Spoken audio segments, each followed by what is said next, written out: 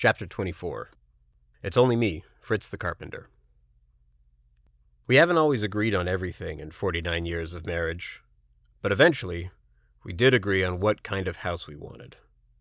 Together, we draw sketches of floor plans, revise them, refine them, tear them up, and start over until we had the general idea.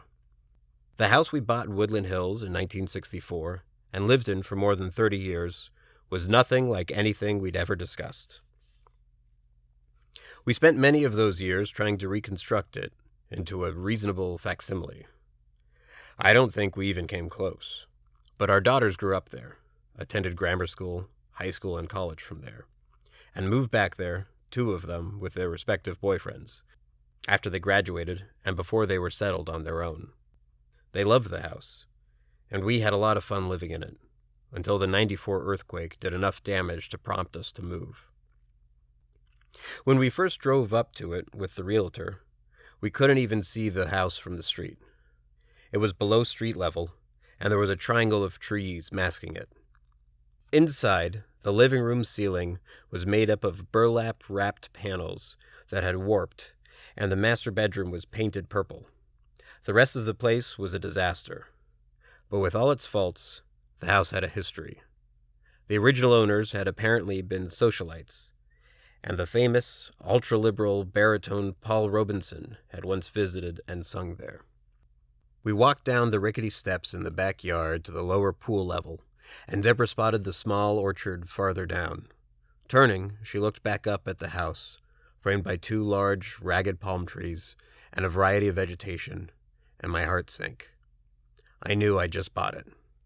I noticed a live steer in a small corral in one corner of the lower 40, and a huge pile of brush in the orchard area.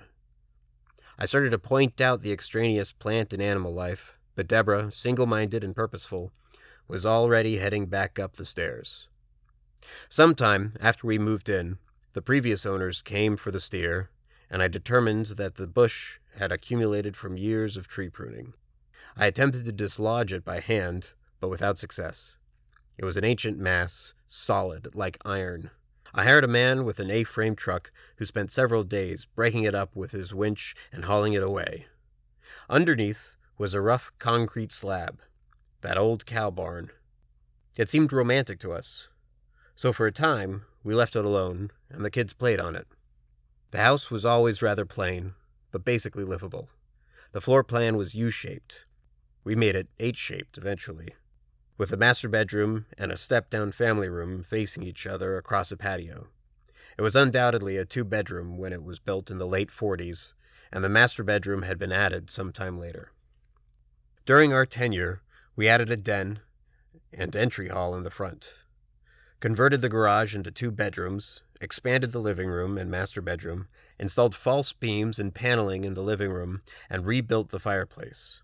Created a full bathroom where there had been a small closet toilet off the kitchen, added a covered wooden deck and spa, built an oversized garage where the slab was, below the pool, installed a circular driveway, replaced it with a parking area, landscaping, a brick walkway, and a railroad tie footbridge, and redid the kitchen cabinets, not to mention ongoing painting, plastering, and wallpapering. Now there was a bone of contention. During one phase, we were relocating the front door, which originally faced the street. The front of the house, where the door used to be, was open for a day or so and covered with a big black tarp. It was a time of door-to-door bakery and milk deliveries, and we loved having the kids run up the driveway to the bakery truck and carry back so proudly what was on our list. The milkman usually walked right into the house. We left the door unlocked for him, and he'd go into the kitchen, check the refrigerator, and bring in what he thought was needed. Sometimes we saw him, sometimes not, but he was serious and pleasant, and the kids knew him by name, as Cliff, the Edgemar milkman. One morning, we got up early and waited behind the tarp so we could watch Cliff come down the driveway. Sure enough, there he was as usual, preoccupied and whistling softly, oblivious. As he approached, Deborah stuck a bare arm out from the fold of the tarp and beckoned him like a siren. We were rewarded with a huge double take. First, Cliff looked for the door, then reacted with confusion to Deborah's inviting gesture. The effect was everything we'd hoped for. We were still laughing when we went back to bed. I'm reminded of Studs Terkel's wonderful book, Working, when I think about that house because of all the men who struggled to help us improve it over the years. The skilled craftsmen who were so inventive and proud. We became quite friendly with most of them, and clearly they felt they had a vested interest with us. Norm McMacken, balding with glasses, was the electrician. Joe Trunzo, older and slightly stooped, the gardener. Fiore Domenico, pint-sized with dark hair and permanent grin, the painter. Melissa invited him to her wedding, and he played our piano whenever he took a break from painting. Craig Alexander, the young, newly licensed son of a neighbor that proved to be a costly mistake. One of our contractors, Paul Davidson, tall and handsome, a sometime actor. Another, Bruce Fitzinger, from across the street, burly and ponytailed, a cabinet maker, who adopted our cats when we moved. Richard Jukes, who had a colorful and exciting background. Ron Coleman, who could build things and had an eye for hanging pictures. Guido Tiberi, a talented stone and brick mason. Ian Jack, a budding rock star who built us shelves and became an investment broker. We were married in his parents' home when he was a kid, and while he worked for us, his pregnant wife, Francine, did laps in our pool. Jerry Allensworth, primo landscape designer, looking for love in all the wrong places, and Fritz. It's only me, Fritz-The-Carpenter, Sandberg. Right out of Central Casting. Big hands and shoulders, thinning gray hair, ruddy complexion, rimless glasses, differential and polite, complete with the Swedish accent, who must have been in his 70s when he began remodeling our house, and who always wanted to build a boat in our backyard. He would knock on the door or stand in the open doorway, and we'd hear him say, "It's only me, Fritz-The-Carpenter," and he would come in with a handful of detailed receipts for every item, from lumber and hardware to screws and nails. He was simply a dear, lovely man who was totally unassuming and old-worldly, like the father in I Remember Mama. He even looked like him. He did a lot for us, some jobs bigger than others. Once we had to replace our old furnace, which was housed with the water heater in a closet that opened onto our back patio.